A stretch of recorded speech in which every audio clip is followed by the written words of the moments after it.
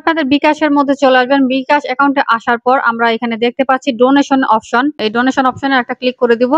আপনি এখানে চাইলে আপনার নাম ইংরেজিতে এখানে লিখতে পারবেন, আপনার ইমেইল অ্যাড্রেস দিতে পারবেন এবং অনুদানের পরিমাণ এখানে লিখবেন।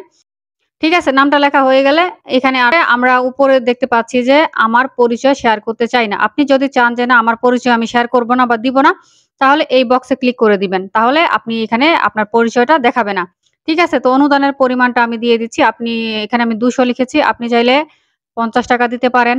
আপনি চাইলে সর্বনিম্ন ৳১০ পর্যন্ত এখন দিতে পারেন। এরপরে নিচে দেখতে পাচ্ছি একটা বক্স, এই যে আমি রোবট নই, এই যে এই বক্সের মধ্যে আমরা একটা ক্লিক করব।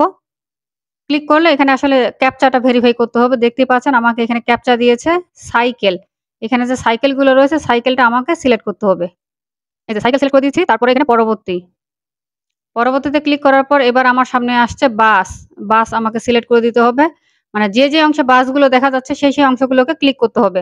যাচাই করুন অপশনে একটা ক্লিক করব। দেখতেই পাচ্ছেন আমি রোবট নই এই লেখাটা হয়ে গেছে।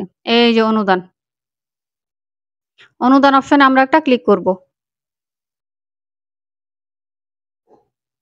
নিচে দেখতে পাচ্ছি এন্টার পিন। এখানে আপনার বিকাশ অ্যাকাউন্টের যে পিন নাম্বার রয়েছে সেই পিন নাম্বারটা এখানে দিতে হবে। এই পিন নাম্বারটা দিয়ে দিয়েছি। এরপর নিচে দেখতে পাচ্ছি কনফার্ম। এই যে কনফার্ম অপশন। কনফার্ম অপশনে আমি ক্লিক করে দিলাম। আচ্ছা উপরে আমার একটু নোটিফিকেশন চলে আসছে। নোটিফিকেশনটা খেয়াল করে দেখেন। এই যে দেখেন এখানে কিন্তু পেমেন্টটা আমার হয়ে গেছে। এই যে দেখেন আপনারা চাইলে এটা স্ক্রিনশট নিয়ে রাখতে পারেন। ঠিক আছে? আর স্ক্রিনশট নেওয়ার কোনো প্রয়োজন নেই। আমাদের এই টাকার আসলে ভুল জায়গায় যাওয়ার কোনো সুযোগ নেই। ঠিক আছে? ভুল জায়গায় যাওয়ার কোনো সুযোগ নেই। এই যে দেখতে পাচ্ছেন আসুন্না ফাউন্ডেশন প্রাপক। এখানে কখন পাঠাইছেন, কত পরিমাণে পাঠাইছেন সবকিছু এখানে কিন্তু দেখতে পাচ্ছি। অতএব বিকাশে আমাদের কাজ এখানে শেষ।